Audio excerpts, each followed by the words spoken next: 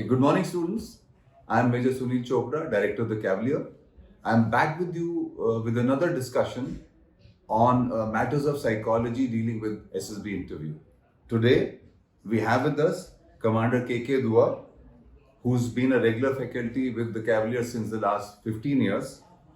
Now, he's had the privilege of serving in 3 SSBs, that is 11 SSB Allahabad, 33 SSB Bhopal, 12 SSB Bangalore, and besides that, over 2 decades of teaching experience with SSB institutions and also corporate sector.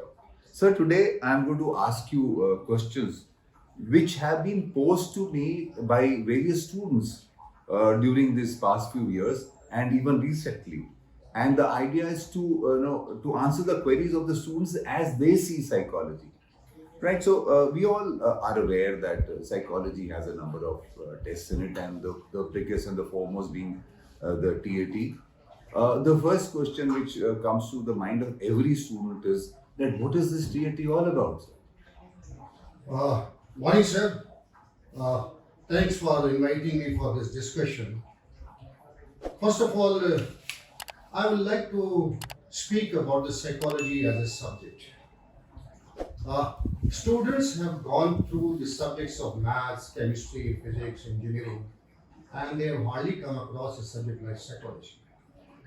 Psychology is not an exact science. Psychology focuses on individual, and each individual is a different individual, and therefore each individual, has a psychological evolution, psychological development of a typical individual style. So therefore, one has to really understand this subject with an open mind. Can I ask you to repeat your question once again? So my question is, the students are, they generally ask me, what is this TAT all about? What does it mean? Okay.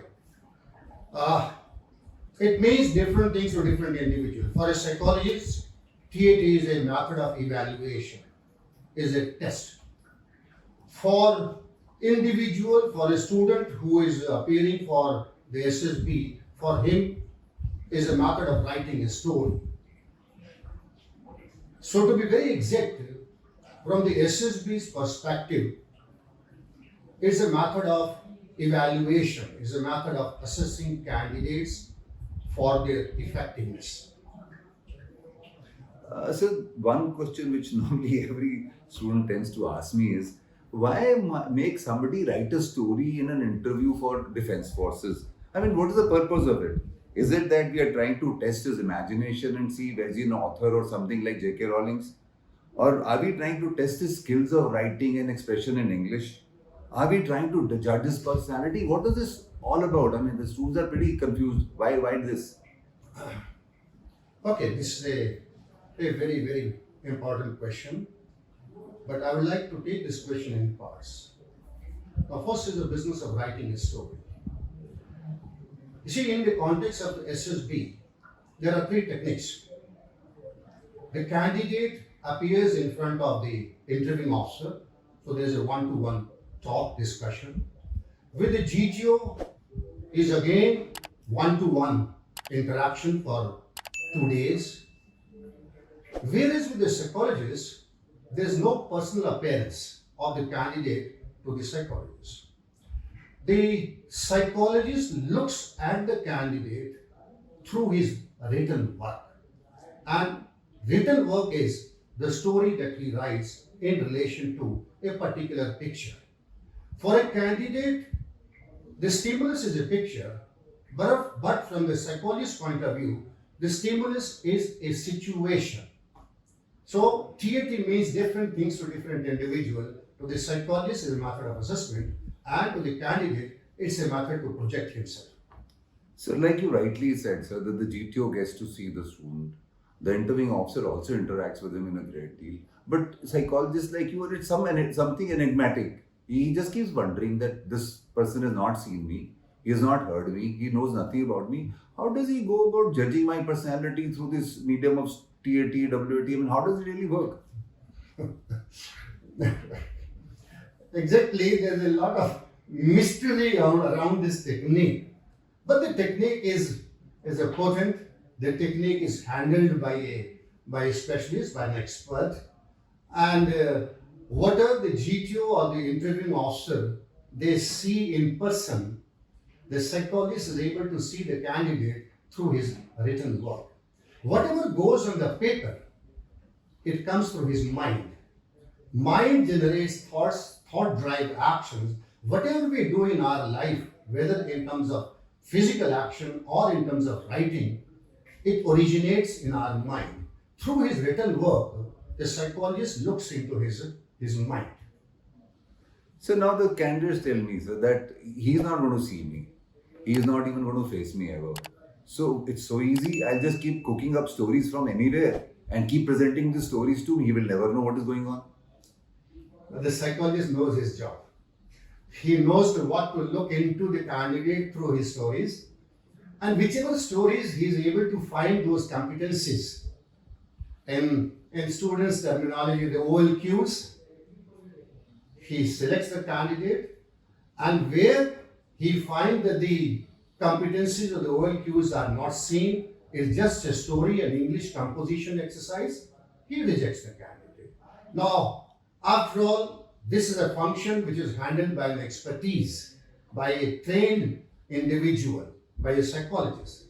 A psychologist knows his job very well, and when he meets in the conference, the psychologist assessment tallies with the assessment of the other two assessors also.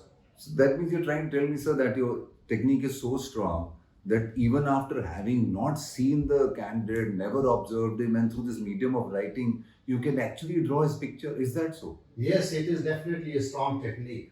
It is definitely a strong technique. It may appear to be something imagination, but no, it is not imagination. It's a technique.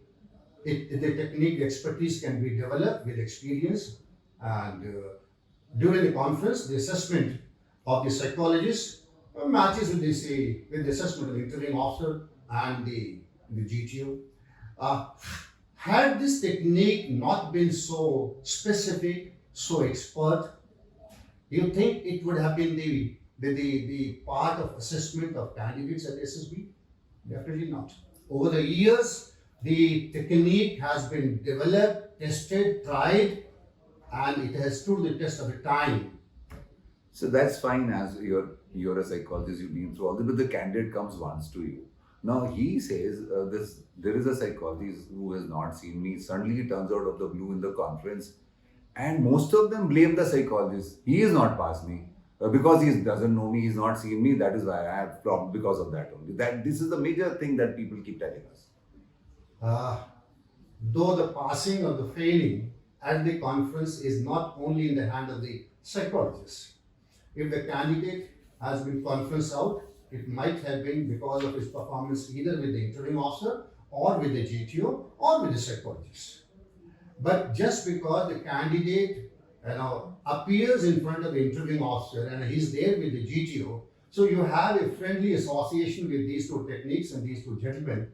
With the psychologist, there's a absence of real-time contact with each other. So there is an apprehension in your mind that the candidate has failed, it is because of the psychologist. It's not so. The psychologist's job is not to pass or you fail. He finds certain drawbacks, he finds certain lacunas. He finds your mind is not operating with the positivities, so he rejects it. And mind it, the other two techniques are in a way psychological techniques. But to the candidate, they appear to be non-psychological techniques. No. The interviewing officer and the GTO are also looking at the candidate in terms of his psychology. But the technique, the approach is different. So thank you for giving this broad overview as to what the psychologist does, what happens as far as the candidate assessment is concerned. We finished this small episode of psychology here today. And now in the next one, we'll be talking about the nuances of TAT, that how does a candidate work about, and we'll be talking about that in the next one, sir. We'll be dealing with that a little later. Thank you, candidates, and I'm sure you're looking forward to the next video that you're going to put on the actual technique and how the TAT is going to be dealt with. Thank you.